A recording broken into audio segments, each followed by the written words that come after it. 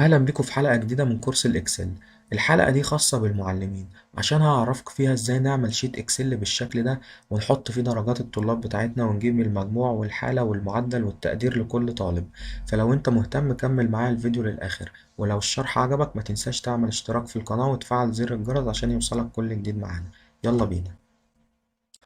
أول حاجة عملناها في الجدول بتاعنا هنكتب أسماء الطلاب بالشكل ده، وبعد كده هنيجي هنا نكتب أسماء المواد بتاعتنا، وده كده المجموع بتاع كل مادة. يعني مثلا مادة العربي من 10، مادة الإنجليزي من 10، يبقى المجموع الكلي بتاع درجات المواد هيبقى من 50. تمام. أول حاجة معايا بقى أنا عايز أجيبها، عايز أحسب إجمالي الدرجات لكل طالب. هعملها إزاي؟ هستخدم معادلة صم العادية. هاجي هنا وأقول له يساوي وأكتب صم، وأفتح المعادلة كده وأقول له احسب لي درجات الطالب ده من أول هنا لحد هنا، وأدوس إنتر. كده هو جاب لك مجموع درجات للطالب الأول ومجموعة 45. بدل ما أجي أعمل نفس المعادلة للطالب اللي بعد كده، لأ، هاجي أقف هنا عند الطالب الأول عند المكان اللي عملت فيه المعادلة الأولى. هلاحظ كده على الحرف هتلاقي شكل السهم بيتغير معاك، هتدوس كليك شمال وتسحب لتحت، هيطبق لك نفس المعادلة في الطلاب كلها. تمام. بعد كده هنجيب الحالة بتاعة الطالب سواء ناجح أو راسب. عشان أجيب الحالة هستخدم معادلة F.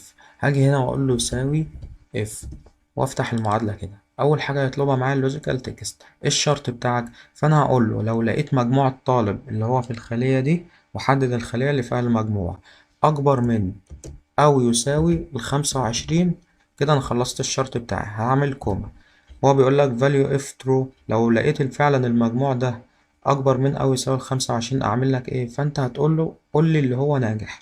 عشان تكتب كلمة ناجح بالعربي كده لازم تفتح دبل كوتيشن اللي هي دي علامة التنصيص، وبعد كده هتكتب كلمة ناجح، بعد كده هتقفل علامة التنصيص دي تاني، وبعد كده هعمل كوما. هينقل لي بعد كده يقول لي value if false. لو لقيت بقى مجموع الطالب ده اقل من 25 هعملك ايه؟ فانت هتقول له اكتب لي اللي هو راسب. هفتح الدبل كوتيشن تاني كده واكتب كلمة راسب، بعد كده هقفل الدبل كوتيشن تاني وادوس انتر. فكده جاب لك ان مجموع الطالب الاولاني 45، يعني كده هو ناجح، كده المجموع ده اكبر من ال25. تمام. هاجي بقى عند حرف هنا الخلية اللي انا عملت فيها المعادلة كده، هتلاحظ ان السهم شكل السهم بيتغير اهو، وادوس كليك شمال واسحب المعادلة لتحت دي، هيطبق لك المعادلة على الطلاب كلها اهو.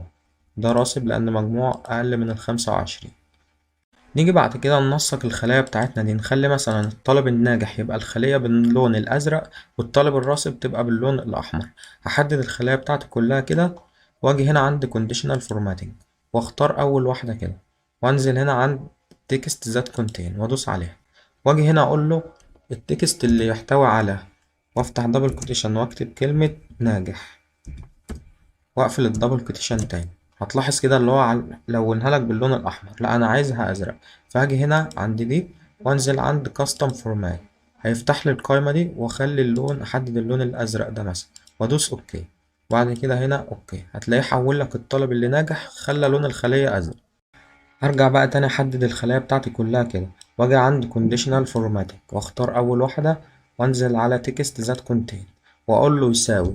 لو لقيت النص ده وافتح دبل كوتيشن بيحتوي على كلمة راسب، اكتب كلمة راسب واقفل الدبل كوتيشن تاني.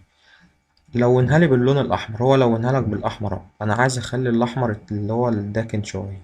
هنزل على الكاستم فورمات واختار فيل واحدد اللون الاحمر ده وادوس اوكي.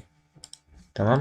كده هو غير لك اهو، خلى كلمة الطالب اللي راسب الخلية بتاعته تبقى باللون الأحمر. هنكتفي لحد هنا في الحلقة دي، لحد ما انت تذاكر المعادلات اللي احنا عملناها مع بعض وتطبقها لوحدك. وفي الحلقة الجاية ان شاء الله هنشرح ازاي نجيب المعدل والتقدير وننسقهم مع بعض بالشكل الاحترافي اللي انت شايفه ده. لو الحلقة عجبتك ما تنساش تعمل بقى اشتراك في القناة وتفعل زر الجرس عشان يوصلك كل جديد معانا، واستنوا الحلقة الجاية ان شاء الله.